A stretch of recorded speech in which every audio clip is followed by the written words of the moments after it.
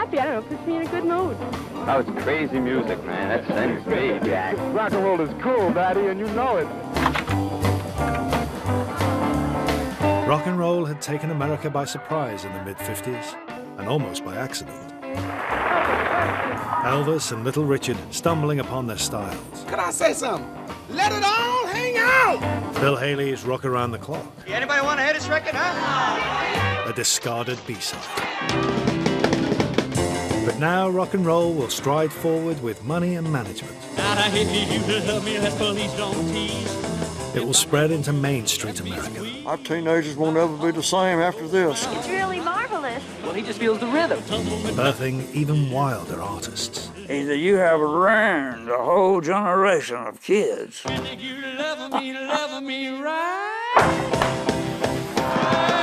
And ringing major alarm bells. Sent shockwaves through parenthood. I don't feel that I'm doing anything wrong. As America feared its kids were running wild. They thought rock and roll was for hoodlums. Our young people are getting out of hand everywhere.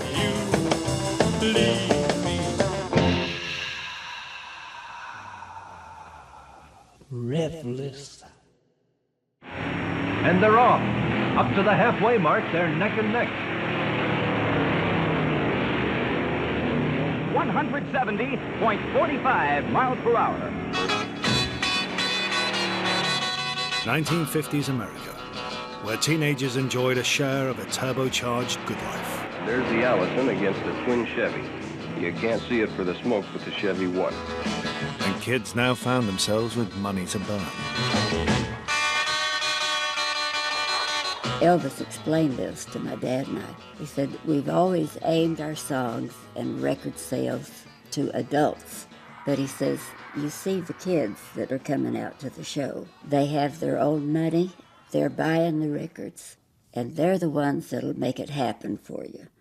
So you've got to do their type of songs. Well, it's one for the money, two for the show, three to get ready. Now go, cat, go, but don't you.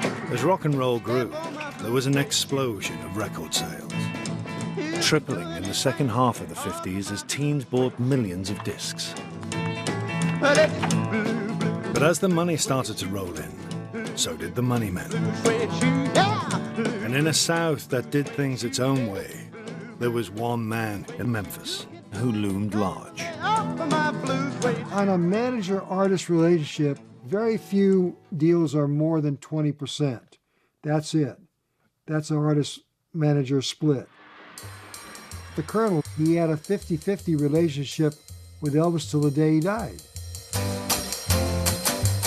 He was a mysterious sort of a guy. There were things about the Colonel that I don't think anybody will ever know. He was a self-made Southern colonel. He had jumped ship. He was an illegal alien. He was a Dutchman. He did something bad because he didn't go back. Some people say he may have killed somebody there. Before he signed Elvis, he was like a traveling salesman almost. Dr. Mayfield's wonderful Vitazoan remedy brings a new spring to your walk. Oh, I see. He promoted different medications and all kinds of stuff. A sample of the marvelous freaks you'll see if you hurry, hurry, hurry. He was doing these country fairs. He sent someone out to buy some little chickens, and they had music playing Turkey in the Straw and the electric hot plate, and they were pulling their feet up and because they were burning their feet. And that was the Colonel's famous dancing chickens. Let's get real gone for a change. Well, I woke up this morning and I looked out the door. I can tell an old milk cow, I can tell the way she low. Now if you see my milk cow. In early 55, the Colonel was just an advisor to Elvis, not even his manager, with no exclusive rights over Sun Records' local star. Tom Parker started running around the country saying that Elvis Presley's contract was for sale, which was not true. And my dad got wind of it. He called him and said, man, you know, what the hell are you doing? The Elvis contract's not for sale. Tom Parker said, well, would you sell him? You know, would you ever sell him? And my dad said, well, if the price was right. And when he When he said that, he was thinking in his mind, what the price I would ask, nobody would pay for that, for Elvis Presley. Nobody would. And he said, well, what's the price? And my dad said, $35,000, which at that time was the highest contract ever that anybody ever been bought for. Colonel wanted stuff his way, period. You couldn't beat him at his own game. He could out-talk you. He could out-think you. He's a pretty smart guy, really. Train I ride, 16 coaches long. By November '55, the man who didn't manage Elvis sold him to RCA for a record fee and installed himself as sole representative with a huge cut and songwriting credits. Well, that long black train got my baby and gone. But signed to a major label, the Southern boy, largely unknown to the rest of America, now had a real chance of reaching a national audience. Elvis is in Memphis. Sidewalks roll up at 10 o'clock. Let's go down to the Variety Club. And it's just me and Elvis and Dewey and the bartender. And there's a little piano in the club. It's about 2 o'clock in the morning. And Elvis says, hey, GK, you and Dewey come over. I want you to hear my new song I'm going to record. See what y'all think. It's called Heartbreak Hotel. Since my baby left me, I found a place to dwell. I looked at Dewey, and Dewey looked at me. And we just said, Elvis, boy, Elvis, that's a damn smash hit. Well, since my baby left me, well, I found a new place to dwell. Well, it's down at the end of Lonely Street at Heartbreak Hotel. The first impact that I got of Elvis Presley was Heartbreak Hotel, which was a brand new sound. I'll be so lonely I could die. I realized that because of the breaks, the voice was on its own. I tried to analyze it afterwards. The vocal was like, since my baby left, you found a new place to dwell. It's down at the end of Lonely Street, there's Heartbreak Hotel. And then,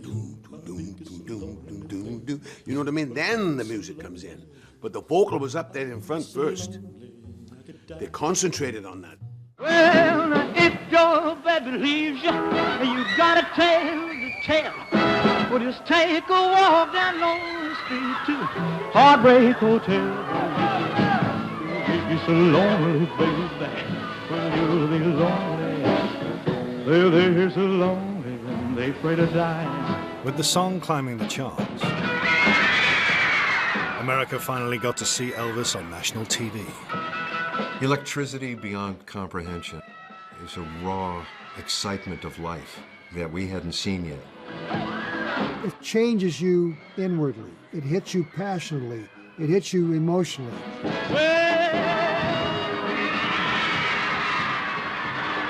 Heartbreak Hotel was Elvis's first national #1. He followed it with an even bigger hit, not written for him, but for a 6-foot force of nature. You ain't nothing but a hound.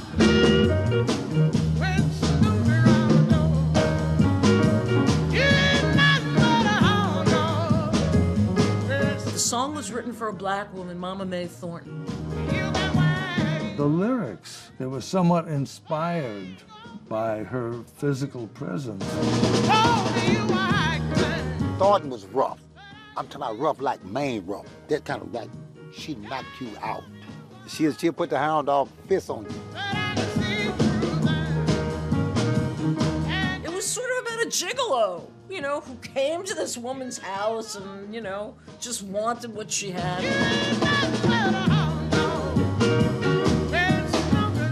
The original lyric is, you ain't nothing but a hound dog, quit snooping around my door. You can wag your tail, but I ain't gonna feed you no more.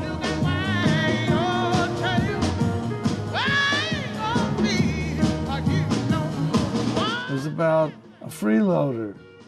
Elvis's version had converted this, and the lyrics are a guy singing to a dog.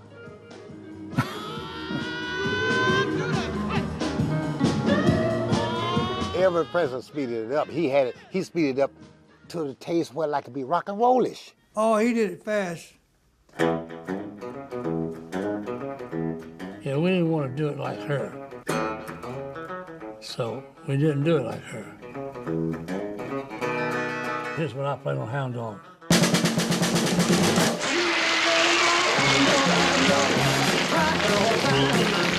You ain't nothing but a hound dog, crying all the time. Well, you ain't never caught a rabbit and you ain't no friend of mine. Well, they said you was high class. Well, that was just a lie. He had more fun on stage than I'd ever seen anybody have. He just was out there having a ball. You ain't no friend of mine. You ain't nothing but a hound dog. Just at the very end of the song, he cuts the time in half. It slows it down in a very dramatic way, and he starts moving his hips in this really sensual way, and all the girls start screaming, and it was kind of sensational. Well, you ain't never caught a rabbit. You ain't no friend of mine. Why would that have been so shocking? Nobody would have ever seen anything like this. That was a public display of sexuality that was unheard of. That would have been considered pornographic. It was like putting your finger in an electric socket if you were a teenager. Holy cow. Well, you ain't never caught a rabbit. You ain't no friend of mine. TV reviewers from the day, they were incensed at this vulgarism, this whole notion of they'd lost control. There is no room in this city for the vulgar performances of Elvis Presley. I watched him gyrate his legs and swivel his hips. And our parent-teachers group feels he should not be on television. We've set up a 20-man committee to do away with this vulgar, animalistic, nigger rock and roll bar. What Elvis was doing was what he did in church, sanctified church he was raised in. People dance wildly, they flop about. He wasn't doing a vulgar striptease kind of thing. He was doing what he would do in front of God and his mom. They just didn't understand it. It wasn't sexual. So that really hurt his feelings when somebody would say something derogatory. Your style of gyrating while you sing has been bitterly criticized, even by usually mild and gentle TV critics. Do you think you've learned anything from the criticism leveled at you? No, I haven't. You haven't, huh? Because I don't feel that I'm doing anything wrong. I remember backstage one time, Elvis had a newspaper clipping, and they were just raking him over the coals, you know. I don't know, he just really felt bad. He said, they don't understand. We're having fun. This is young people's music. Don't try to understand it, you know. But it really hurt his feelings that the adults didn't like him, you know. You ain't no friend of mine. For his next appearance on The Steve Allen Show, Elvis emerged dressed in a tuxedo, in a sense sexually neutered by his outfit. And Steve had him singing to a dog, and he didn't like it a bit. And he didn't like Steve till the day he died. Well, they said you was high class. Well, that's And the new TV industry began to place restrictions on the way Elvis's body was filmed. Ed Sullivan wouldn't shoot him from the waist down. You know, that says a lot. It just all depends on how you look at it. I guess if you want to think it's nasty or sexy, you could, but to me it's just, I mean, The two things are not necessarily the yeah, same. well, you know, it's just so limber and loose. I mean, it's really marvelous. Well, he just feels the rhythm, digs it the most. You don't see anything wrong with it. No. He wasn't going away, and they tried to get him to go away. They tried big time to get him to go away. They think that he was the sexual revolution. Yeah, he did a lot of things, but for many of us, he was the first opportunity in America for self-exploration. We didn't have to be what they wanted us to be when they wanted us to be that. He gave us a chance to back up, explore ourselves.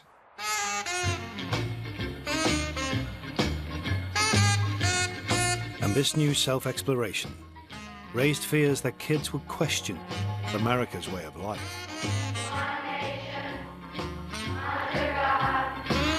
Rock and roll was seen as a highway to rebellion and delinquency. In a lot of the papers, they say rock and roll is a big influence on juvenile delinquency. I don't think that it is. What about the rumor that you once shot your mother? Well, I think that one takes the cake. I'm sure you had a lot of people that thought, man, here we go. We're going to ruin America with this junk, you know. Our teenagers won't ever be the same after this, you know. Particularly the white audience, you know. They really had never seen anything like this. The parents called it the devil's music. It's the sound. Once the music hits, it's like smoking a weed. It changes things. The obscenity and vulgarity of the rock and roll music is obviously a means by which the white man, his children, can be driven to the level with a nigger. The children were now suddenly not behaving in lockstep, predictable fashion the way their parents had expected them to behave, the way they, the parents, had behaved. This rock and roll rhythm is filled with dynamite, and we don't want the dynamite to go off in the Roosevelt Stadium in Jersey City. What do you think? I think that man must have been nowhere because rock and roll is cool, Daddy, and you know it. Rock and roll is the most, and if they stop that, they ain't gonna have no more music. But this rock and roll rhythm has been the seed of trouble, and we want to keep trouble out of Jersey City, Don. They thought rock and roll was for hoodlums and that you were robbing their cars while you were singing rock and roll on stage. They associated with that or something. Rock and roll has got to go, and go it does. That's the best way I know to get rid of them. Folks over here would, be on TV smashing records, so this is sinful and it's going to spoil our kids, and you might have. The rock and roll records must go. No more rock and roll on KWK after this week, which is, as you know, record-breaking week. If rock and roll spoiled the kids, it spoiled them good, I think. Frankie Lyman, a 13-year-old youngster with a great way with the song, and the Teenagers. I'm not a juvenile delinquent. If America needed confirmation that there was a problem, in November '56, doo-wop's biggest stars provided it.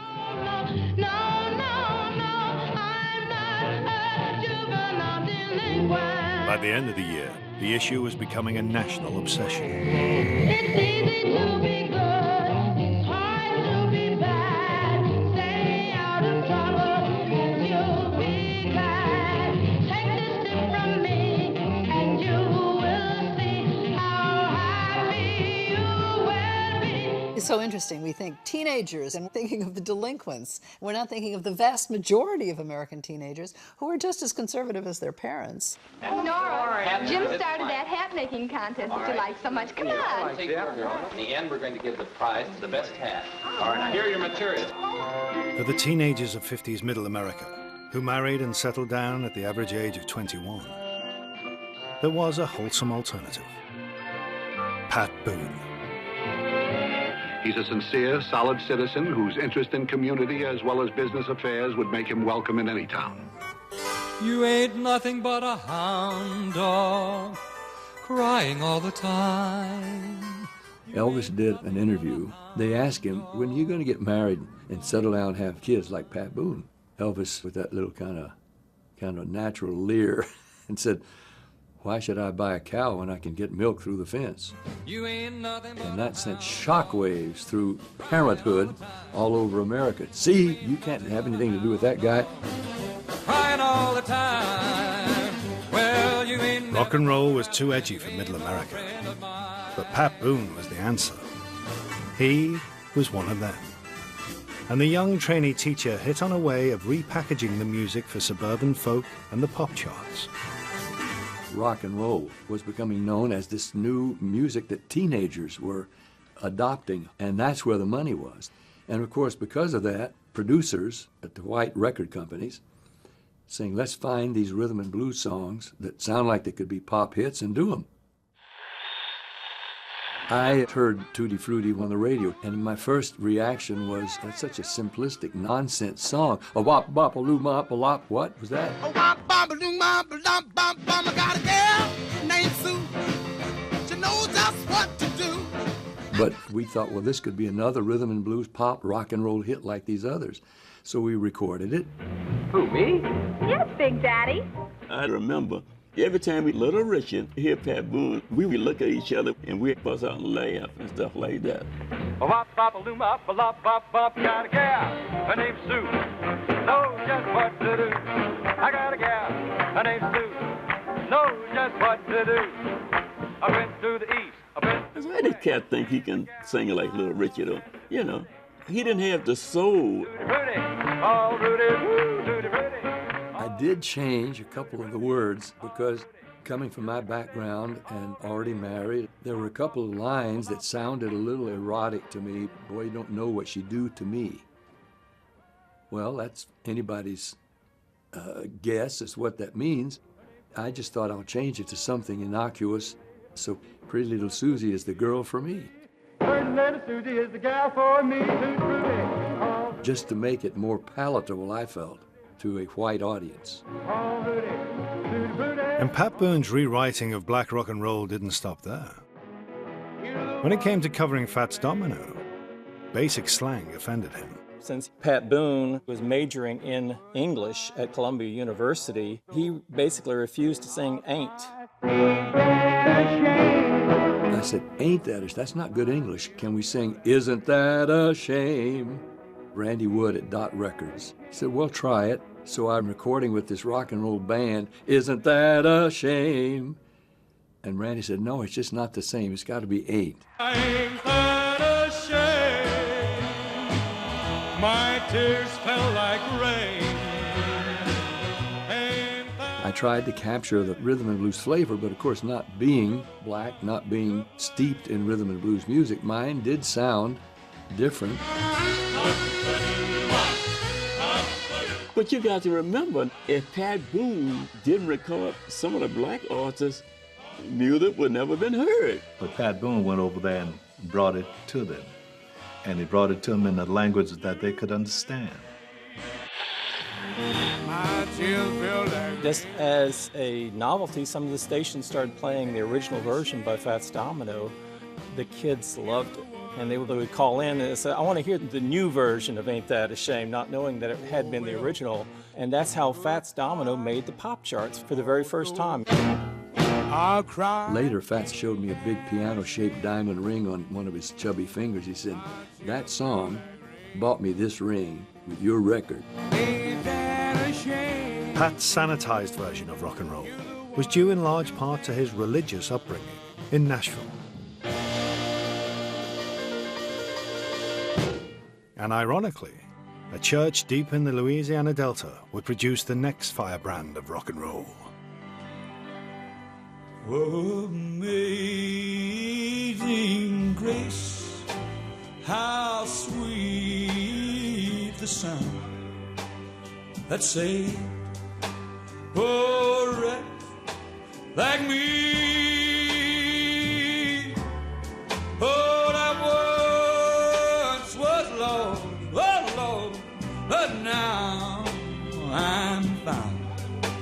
I was blind, but right now, old Jerry can see. Religious songs, I was raised up on religious songs. And I played in church, and I went to Bible college in Waxahachie, Texas.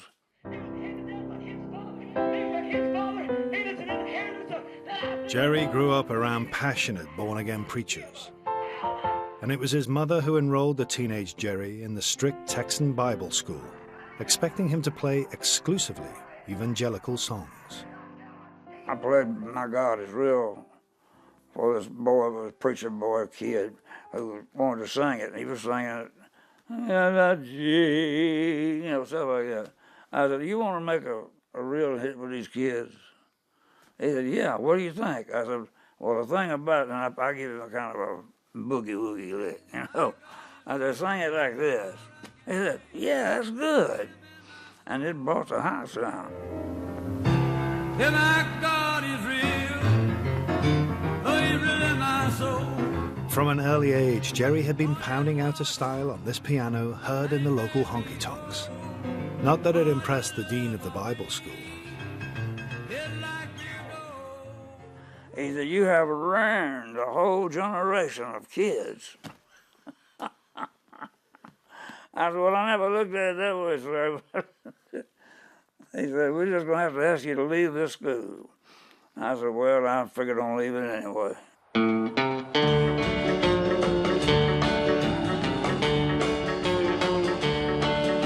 Jerry began playing local clubs in Louisiana and building a reputation as a hot boogie-woogie talent. He worked his daddy's farm and saved money to travel to the Grand Ole Opry and Louisiana Hayride, but was turned down at both.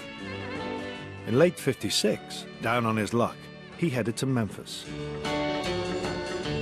selling the last of the family's eggs to buy a tank of gas to get to Sun, to audition for Sam Phillips. Hey, this is the legendary Jerry Lee Lewis piano that I'm lucky to be able to play.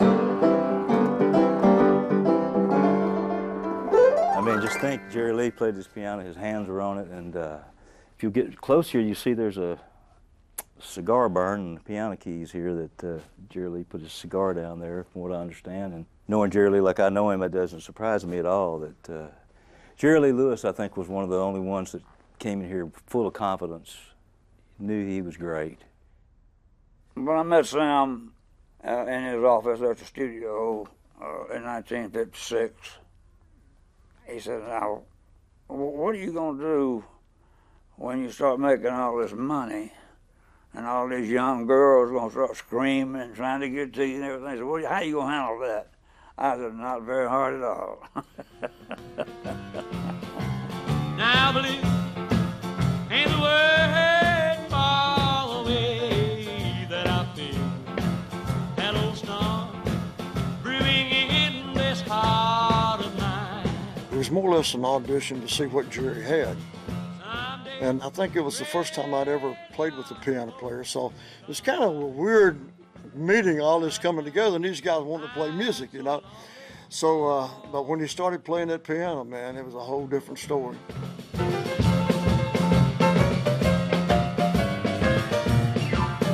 J.M. and Jerry had only just met, but this first take of Jerry's audition, a cover of Ray Price's country hit, Crazy Arms, became his debut single. Crazy arms that reach to hold somebody new. I was the first disc jockey in the world to play Crazy Arms. And even though I was a rock and roll disc jockey, I was playing rhythm and blues. For some reason, it kind of fit in. It was different. So then Sam knew that he had to get a follow-up song. And somebody suggested, let's do that shaking song we did the other day. So we do a whole lot of shaking going on. And we never rehearsed it in the studio. One cut. We sat down, done one cut. Come on over, baby, whole lot of shaking going on. Yes, I said, come on over, baby, baby, you can't go wrong. Radio stations, they just didn't want to play it because any suggestive lyrics was taboo. You know, it was a sexy thing. That's why they banned the record. A lot of shaking going on. I auditioned for Steve Allen in his office, and I played a whole lot of shaking going on. And he said, "I want him on my show Sunday night doing that song word for word just like he did it now." Here he is, jumping and jolting, Jerry Lee Lewis.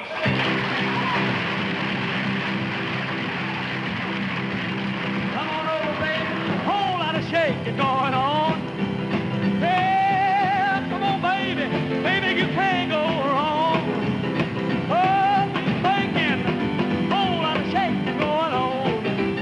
Yeah, come on over, baby, we got chicken in the barn. Woo, honey, come on over, we got food by the horn. Oh, thinking, whole lot of shaking going on. Oh, shake, baby, shake, shake, baby, shake. It was a big thing in America, you know. All you got to do, honey, is kind of stand in one spot, wiggle it around just a little bit, wiggle it around just a little bit. You know, and they say, whoa, wait a minute, wiggle it around. What is it? All you gotta do, honey, kind of stand in one spot. You know, I mean, it's like, you know, wiggle it around. Oh, yeah, I used to stand in one spot and wiggle it around a little bit.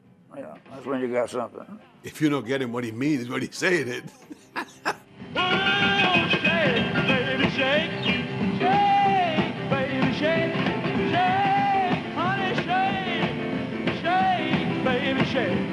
Come on over, whole lot of shaking going on. Steve Allen kind of gave his stamp of approval, and it kind of broke the barriers. From then on, people thought, well, hey, it's okay.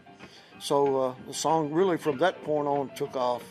And they lifted the band on it. It was selling like 380,000 records a day, which is pretty good for a country boy.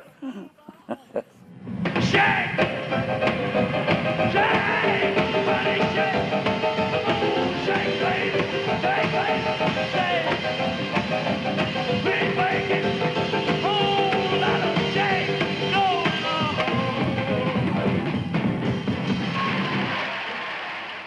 Next thing I know, we was rolling in money. Money has a way of changing people or doing men, you know.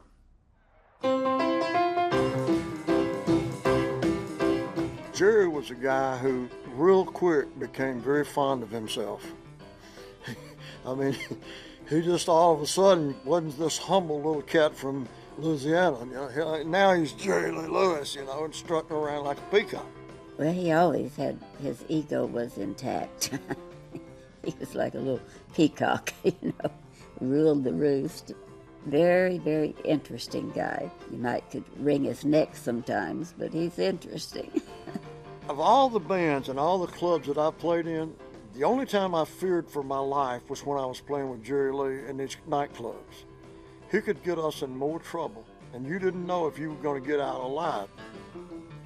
First off, he'd start flirting with the women, and their husbands or boyfriends, they'd get mad at Jerry, and then they'd start yakking back and forth, and the next thing you know, you got 4 or 5 of these guys waiting for you at the door when you pack up.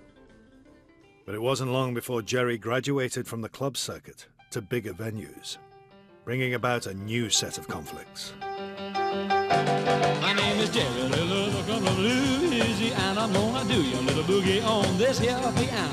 By mid-57, Jerry was on a national tour with Chuck Berry. Make you do it until you The promoter said, I'll flip a coin, you open one night, you open the next. And it seemed to be the first night that Jerry lost out, but Jerry wasn't real happy about it, and of course they had a few differences about that. And Chuck, he just insisted on closing the show. I said, no problem, you close it. this way. Oh, I do my little boogie woogie every day. Well, I just had a Coke bottle without that much gasoline in it. And they thought I was drinking a Coke, you know. I said that on the piano. I finished my show and I walked around, I just bumped that Coke bottle and the gasoline poured out into the piano. And I just struck a match to it. And it blazed up. It was burning like crazy. And here come a fireman, so I had axes in my hand and everything. I said, well, how did this happen? I said, girl, you got me. You shake my nerves and you rattle my brain. It's your turn to go on, Chuck. You broke my will, but what a thrill. Goodness gracious, great balls of fire. Have you heard one person will say, well, there's smoke, there's fire? Because I know how it seems when you sing it. The beat, the beat, the beat. They called him a prince of devils. I know the lost position that you get into in the beat. Kiss, baby. A lot of the early rock and rollers believed in a fire and brimstone hell and feared that what they were doing might take them to hell. I mean, he scared me to death on the road. Jerry comes in the room and jumps up on the bed that I'm sleeping in and starts telling us we're all going to hell for playing rock and roll music. Scared me to death, man. I'm thinking, well, man, surely not for that. You know, gotta be something worse than that. First time I met Elvis, he was leaving, he was walking out the front door. I said, just a minute, Elvis, there's one thing I want to ask you before you leave. I said, if you died, do you think you'd go to heaven or hell? Bluntly, I put it like that, you know. And he said, Jerry Lee, don't ever say that to me again. I said, okay. I think I shook him up pretty good. When I'm playing music, I also feel the spirit. And then you start wondering, where's the spirit coming from? Is this the Satan spirit or is it the Lord's Spirit.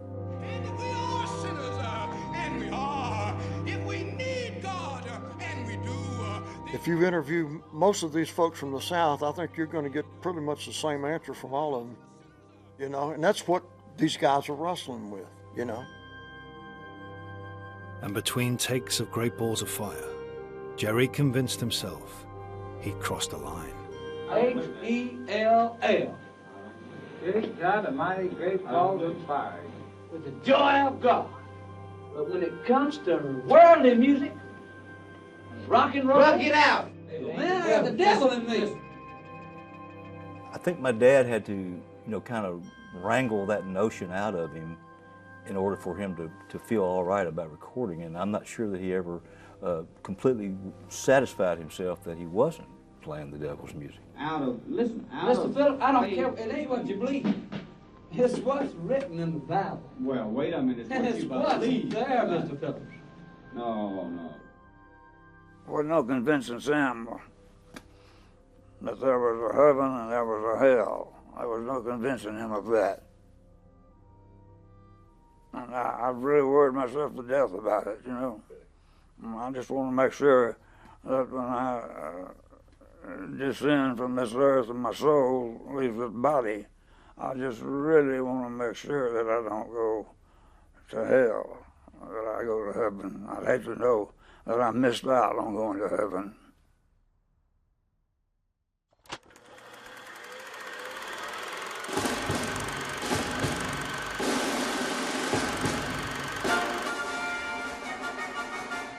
From 1956 on, there was a flourish of rock and roll films.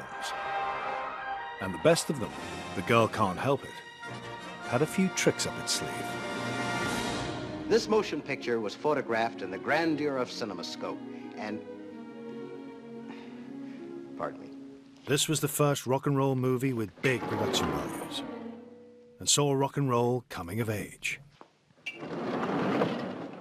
That was the biggest rock and roll movie of the time. It was in color for the start off. Gorgeous lifelike color by Deluxe.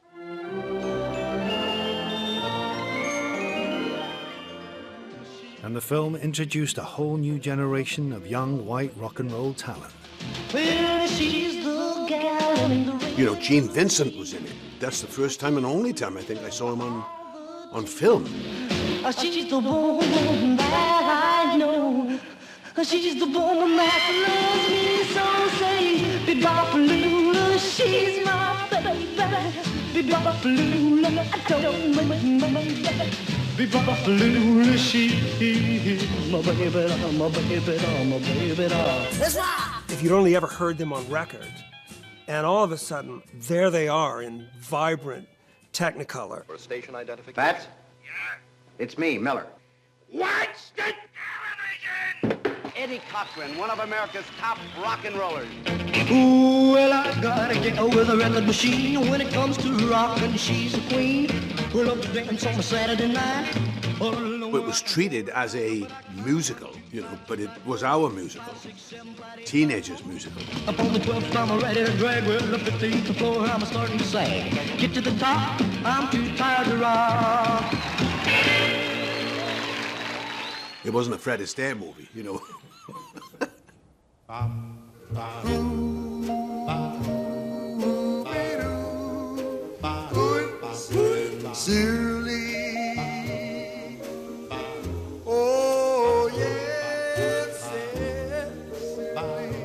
Drive-ins were developed in the 1930s to attract the family audience to the movies, but hit their peak in the 50s. As films were aimed at a younger audience and car ownership and teen licenses multiplied, kids in cars and driving culture boomed. Oh, you know how I love you. Being able to drive a car was freedom. And of course, it was sex. It was all about sex. Suddenly, teenagers had privacy. When you talk about a car, you're really talking about the hotel. Hey, the guy couldn't go to the hotel. You know, let's face the fact. He's backseat of the car. That was his hotel. To quote a teenager, without a car, you're dead. My dad owned a drive-in in Azle, Texas. It was called the Eagle. By the 1950s, they're kind of carnivalesque spaces. Wake up, little Susie. The film wasn't the only attraction. Wake up, little Susie. Wake up. Everybody recognized that there was ample opportunity for the kind of thing that you weren't supposed to do. The movie's over, it's 4 o'clock and we're in trouble deep. Wake up, little Susie. Wake Up Little Susie, 57's risque tale of staying out late at the drive-in, was a perfect example of the evolution of rock and roll and teen culture.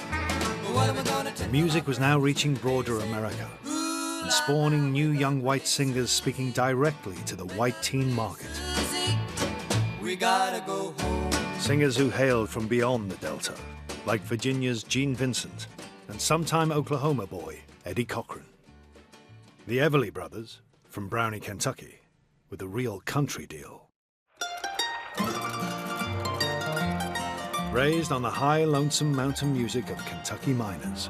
Precious memories, unseen angel, said from somewhere to my soul.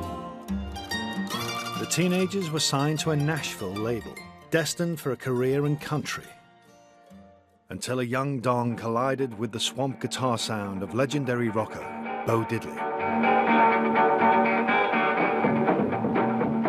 I listened to Bo Diddley and I went, oh.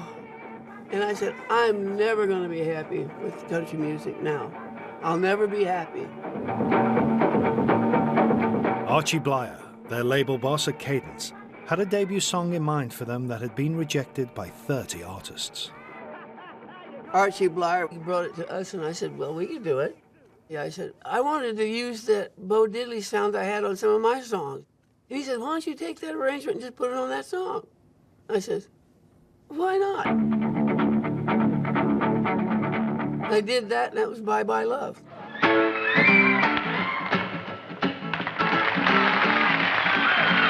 Bye-bye love, bye-bye happiness, hello loneliness, I feel like I could die. Bye-bye my love, goodbye. There goes my baby with someone new. I think we just immediately saw them as big brothers that we could trust. They weren't show business people being forced on us. What is your name? Don Everly, age 20. How about you? What's your name? Phil Everly, and I'm 18 years old. Will both of you please smile? They looked collegian, but they had this look saying, don't mind what this looks like. That's not who we are. Because the glint in the Everly Brothers' eyes was, we know more than we're telling. 18, 20? We just love that. I think Pat Boone is old enough to be their grandfather. Well, Johnny is a joker. He's a bird, a very funny joker. He's a bird, but when he jokes my honey, he's a dog. He joking, no, so funny. What a dog. Johnny is a joker that's a trying to steal my baby. He's a bird dog. When I saw them on television, I was astonished because I assumed there were 3 of them. That's where the light went on that there's something about family vocal cords. If you have the same structure in your vocal cords, the overtones feed back on each other and it sounds much thicker. If you sang really good, it was working, you did feel that. There's another voice, you know.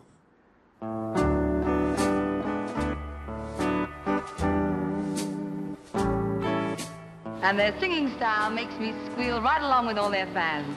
So a big welcome to the Everly Brothers. One of the things that you noticed was the sound of the guitars is equal to the sound of their vocals. You're talking about layer of mastery with the Everly Brothers. I think this is one of the first time I'd ever heard a tremolo guitar. Lo and behold, it's Chet Atkins, this Nashville guitarist who's playing a Gretsch. Tremolo was our sound. I mean, that's what Chet gave to us.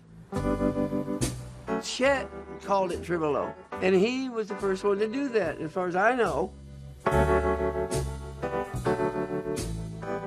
I said, can we use it on our record? He says, after I use it on my record. It was like crushed velvet or something you had, you know. And it was different. Never felt like this until I kissed you. Look, we have an autograph table over there, and I think a lot of these kids would like your autograph. So why don't you go on over? Be glad to. Okay, thanks. Never had you on my mind. But if Chuck Berry had perfectly described the physical features of the teenage world, the Everlys took it one step further and got right inside the teenage mind. I kissed you. Oh yeah. I first heard the Everly Brothers on my way to school, on the school bus, with friends who said, "So, have you heard this new song, Dream?" "No," I said. Somebody played Dream to me, and I thought I would die. "What a song!" I said. "Holy cow, what is that?" Dream, dream, dream, dream, dream. Dream, dream, dream when I want you in my arms. It absolutely captured just how we felt in terms of yearning for the boys, for a boyfriend. Couldn't really say sex. We didn't know that we wanted sex. But yearning we understood. When I feel blue in the night. For a young mind, talking about dreaming, to dream of the love that I have, is so beautiful because it stops so much loneliness. His dream, dream, dream, dream, dream. I can make him mine. We loved the way those harmonies intertwined. And I think that harmony represented a kind of intertwining of the sexes, too. There was something very erotic about it. I'm dreaming my life away. It's just magical psychology, heartfelt beauty. I love you so, and that is why. It's different than Elvis giving us the advice, don't ever kiss me once, kiss me twice. This is when you're lonely, you can just dream about love from her, and it's as good as being there. It's just beautiful advice. Dream, dream, dream,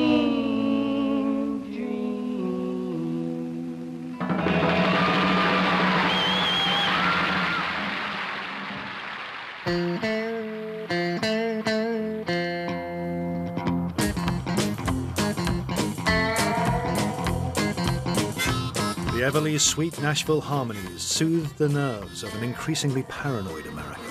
Until 2 days ago, that sound had never been heard on this earth. Suddenly, it has become as much a part of 20th century life as the whir of your vacuum cleaner. With Russian satellite Sputnik launched in late '57, emitting a mysterious signal picked up on American radio waves. We fear that they have something out that majority of the people don't know about. Definitely alarming. But not everyone was afraid of what was out there. Today, visitors from space may be studying us from similar heights. And just over 100 miles from the UFO epicenter Roswell, in the dry flatlands of New Mexico, lay otherworldly Clovis. You ain't been blue. No. Where an out-of-the-way studio was gaining a reputation. Built by easy-listening duo Norman and Vi Petty, who created a home from home for musicians, including Texan Boys, Buddy Holly and the Crickets. Always get that mood indigo since my baby said goodbye. This is the back of the studio where we could come back and relax and rest a little bit from the recordings. We loved to come back here because it was so nicely furnished. It was more modern than what we were accustomed to where we lived. If we were extremely tired, the bottom would roll out and rise up, and it would make a bed all the way across this back part of the room here. And I've seen it full of bodies, live ones, that is.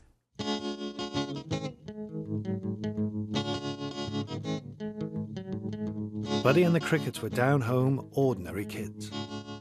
Teenage school friends, playing covers and starting to experiment with writing their own songs. I think in the way that he wrote songs, you could tell he was from Texas. They weren't something that was real flashy, like if he'd been living in New York City or Pittsburgh or Pennsylvania. I went and saw the John Wayne movie, The Searchers. John Wayne answered questions like, "That'll be the day." You want to quit, Ethan? That'll be the day. Buddy was sitting there playing something, and he said, "We ought to write a song," which Buddy and I'd never tried to write a song before, and I said, "That'll be the day." I hope you die.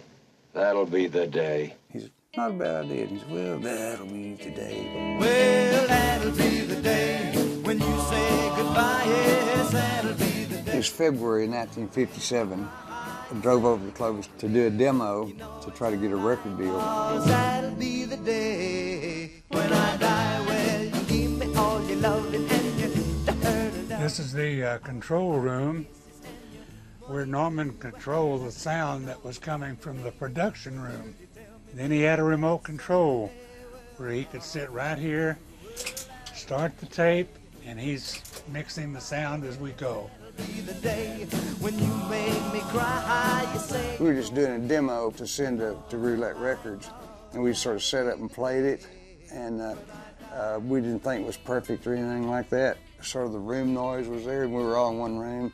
The demo ended up coming out as the record, which was quite amazing to us because we'd already done it.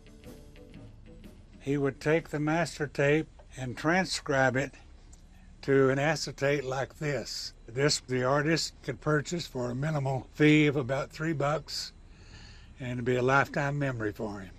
So $15 to record That'll Be the Day, and I still have my $3 demo here from back those days. All of my love, all of my kissing, you don't know what you've been missing, oh boy. Oh boy. When you're with me, oh boy. Oh boy. We were in Odessa, Texas on our tour with Elvis and Johnny and the rest of us. All of my life I've been waiting, tonight there'll be no... They opened the show. Elvis said, "Man, he's great." There and again, I said, "Him?" Stars appear and the shadows are falling, and you can hear my heart calling. I met Buddy Holly first in junior high school. I was in 7th grade and he was in the 8th grade.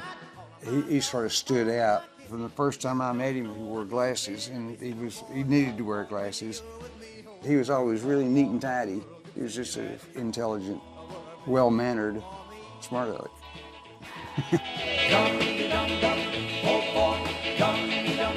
I remember my best friend in junior high school saying, "Wow, he's as ugly as I am. You don't have to be Elvis Presley. If he could be a rock star, so can I." I think we were the first ugly band, and then the Stones took over.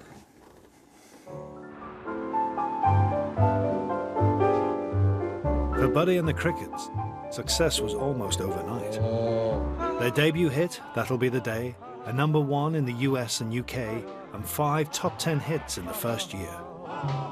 Feel so good. But as early as their second hit, school friends Buddy and Jerry found their songwriting tightly knit with their personal lives.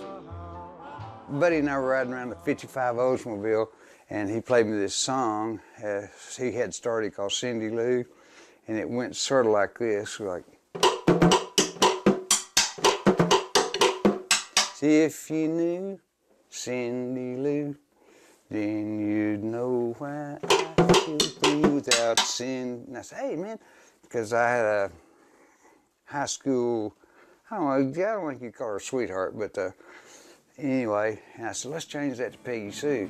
If you knew Peggy Sue, then you'd know why I feel blue without Peggy. My Peggy Sue.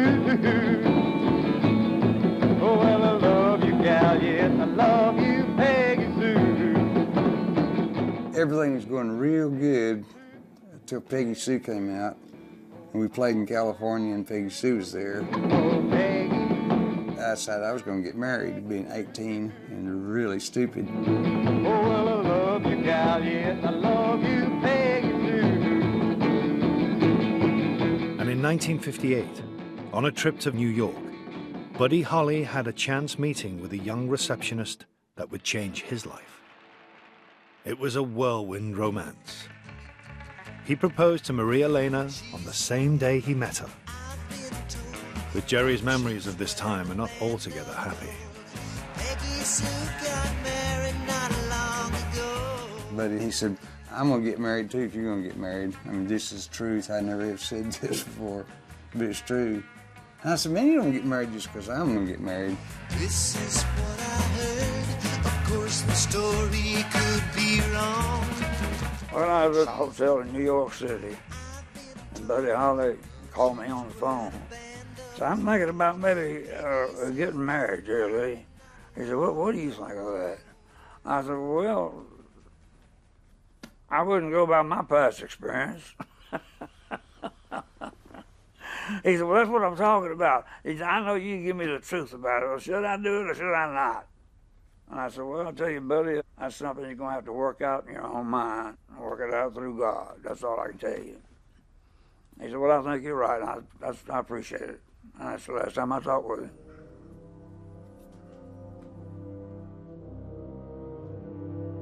He married Maria Lane and I married Peggy Sue. Things weren't the same for sure. I got married sometime in July. Then Buddy got married in August. And so we went on our honeymoons together.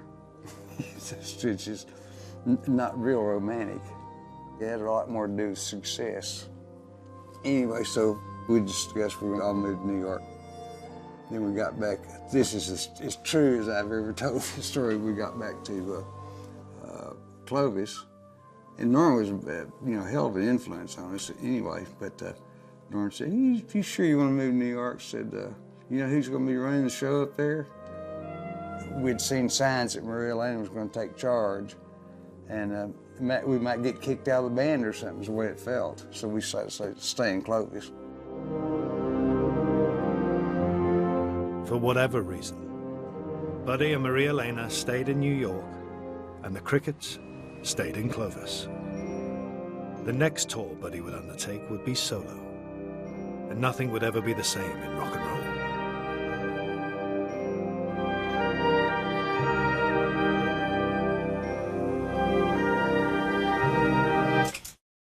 The night we met, I knew bam! The best things in life are free. We're exploiting our sexuality while being fully dressed. Get down.